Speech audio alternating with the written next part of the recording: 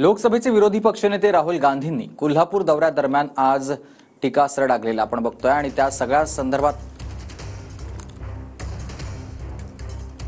राहुल गांधी सनदे कुटुंबियांच्या घरी देखील गेले होते। भाषणादरम्यान एका बाजूला टीका तर दुसऱ्या बाजूला सामान्य टेम्पो चालकाच्या घरी राहुल गांधी यांनी आज भेट दिलेली आहे।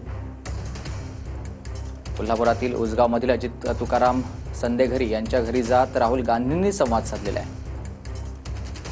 काय सांगाल आज तुमची राहुल गांधींनी भेट घेतली? आज मला अत्यानंद झाला।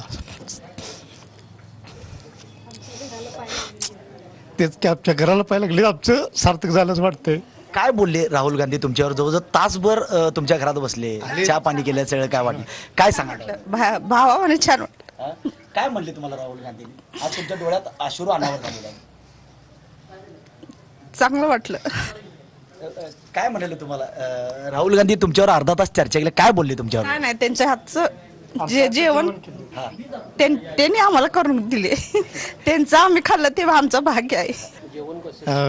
एक भाकरी केली झालं तर आपली हरभऱ्याची भाजी, वांग्याची भाजी झालं तर आपल्या कांद्याची पात, असं भाजी आम्ही केलं। त्यांनी म्हणजे थोडंफार त्यांनी भाजी पण त्यांनी केलेत किचन कट्ट्यामध्ये। हो, किचन कट्ट्यामध्ये घरच्या सदस्य भावाने सगळं त्यांनी हे केले।